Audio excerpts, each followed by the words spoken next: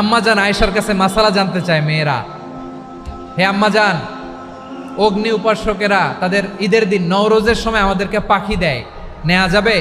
উনি বললেন, ওরা জবাই করে দিলে নেওয়া যাবে না, কিন্তু ওরা যদি ফলমূল এরকম খাবার দেয় এগুলো নেওয়া যাবে। তার মানে অমুসলিমদের দেয়া উপহার এটা গ্রহণ করা যায়। সুবহানাল্লাহ বলেন।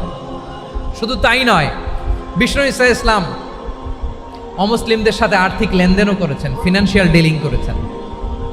অমুসলিমদের সাথে প্রয়োজনে আপনি ফিনান্সিয়াল ডিলিং করতে পারবেন।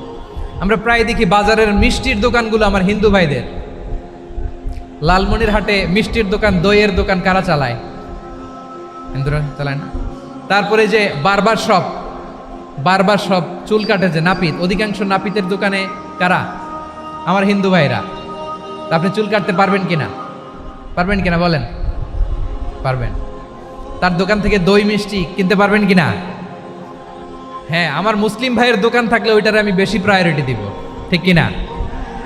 কিন্তু যদি তাদের সার্ভিস নিতে চান, প্রোডাক্ট নিতে চান, পারবেন। তার দলিল সহিহ বুখারী, আম্মা জান আয়েশা রাদিয়াল্লাহু তাআলা আনহা বলেন, ইশতারা রাসূলুল্লাহ সাল্লাল্লাহু আলাইহি ওয়াসাল্লাম মিন ইয়াহুদিয়িন তুআমান ওয়া রাহানাহু দিরআহু মিন হাদিদ। রাসূল সাল্লাল্লাহু আলাইহি ওয়াসাল্লাম এক ইহুদির কাছ থেকে, কার কাছ থেকে?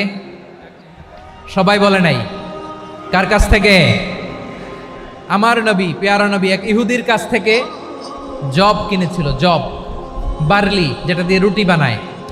ওই জবের দাম দেওয়া টাকা পয়সা নবীর কাছে ছিল না, ফলে নবী ওনার একটা পোশাককে মর্গেজ রেখেছিলেন, মর্গেজ, বন্ধক, যে এখন এটার দাম দিতে পারবো না, কয়েক কেজি বার্লি নিয়ে যাই আর বন্ধক হিসেবে আমার জামাটা রেখে গেলাম, যেই দিন দাম দিব ওই দিন জামাটা ছুটাই নিয়ে যাব। সুবহানাল্লাহ পড়বেন না? বাকিতে নিছিলেন, বাকিতে। দিরআহু মিন হাদিদ, লোহার তৈরি বর্ম, মানে যুদ্ধের পোশাক, লোহা দিয়ে বানানো। বিষ্ণুনবী বললেন, কয়েক কেজি জব দাও, টাকাটা পরে দিব, এখন টাকা নাই, বন্ধক হিসেবে, মর্গেজ হিসেবে আমার জামা রেখে গেলাম, যখন টাকা দিব জামা ছুটায় নিব। আওয়াজ করে বলতে হবে সুবহানাল্লাহ। এ থেকে বোঝা গেল অমুসলিমদের সাথে ফিনান্সিয়াল ডিলিং করা যায়, অর্থনৈতিক লেনদেন করা যায়, কেনাবেচা করা যায়, প্রোডাক্ট কেনা যায়।